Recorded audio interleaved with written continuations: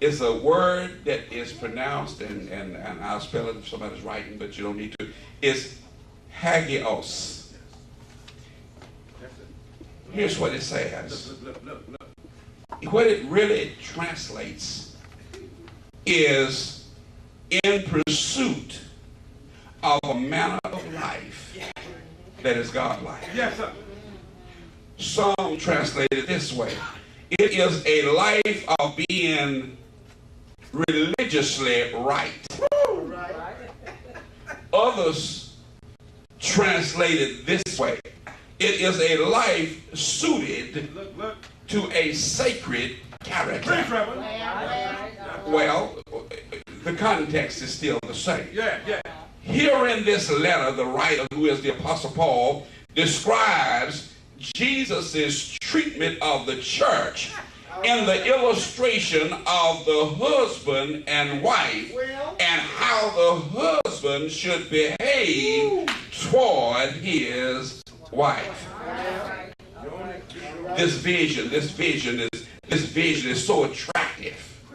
I mean, it is so attractive to Paul in the spiritual sense that it just arrested his attention and caused him to get caught up and write a whole chapter. It just arrests him all by itself. Well, my hope is that it will do the same for us this day as we look at our pursuit of holiness and Christ's love for the church. I want to say three things to you, and I believe you know. First of all, the church in pursuit of holiness must grab, G-R-A-B, must grab hold of what Jesus has done for the church. Look what he says, that he might present it to himself, a glorious church. Now, a lot of translators don't use the word it because the church is a being. So they never use the word it. They use the word he or she. They don't count the church as an it. Unless they're talking about the organization. But look what he says here. Look what he says here. And we know that because the word present. Now, when you look at the word present, in the Greek, that word is paristema. What does that mean? In the Greek, that translates to place beside. Go ahead. To place beside. So this part of our text may well read this way, that he might place beside himself a glorious bride.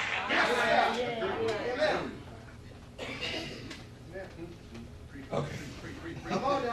Now that leads us to look at the work of Christ for his church in the past. The Bible says that he loved her and gave himself for her. That was in the past.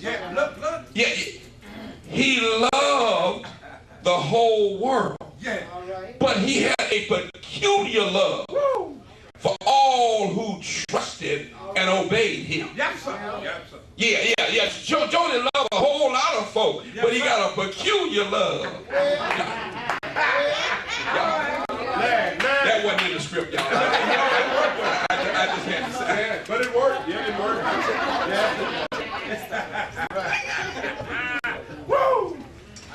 Listen, Jesus had for the church a love like that between himself and God, who was his father.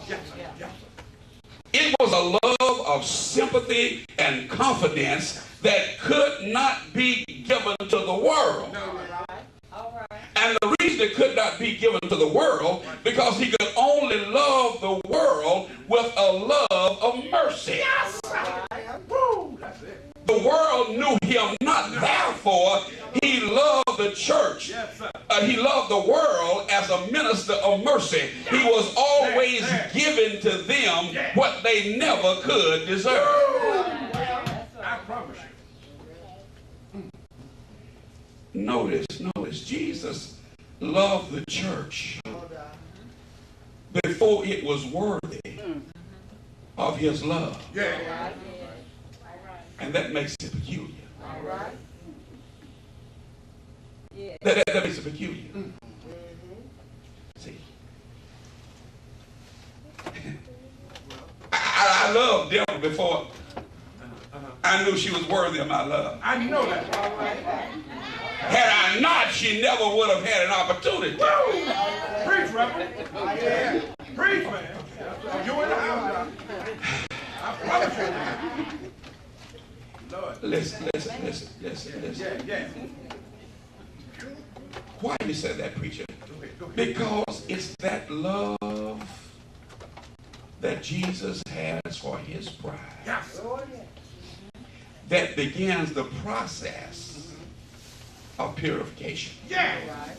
It's that love that Jesus has for the church Yes, sir. that begins our pursuit of that life Yeah. of being religiously right. Yes, sir. It's that love that Jesus has for the church Yes, sir. that causes the church to begin to seek after that life of being suited and fitted with a sacred character. Yes, sir. Yeah. The church has to have a particular kind of character. Yes, sir. That's right. Church is not measured by size. The church is measured by quality. You say. Listen. Yes, sir. God does not love the church because the church is already holy. Yeah. But he loves the church so that he can lead her into holiness. Yeah. Why would he want to do that? Because he loves her. Yeah. This love was not just some idle emotion. This was not just some emotional idea. Well. This love that Christ has is not just some opinion. I love you, but I ain't never coming to see about you. So today you would have a problem if they would call you all the time and say, baby, I love you, but I ain't coming home. I know that, We would have a problem. right? Well, real.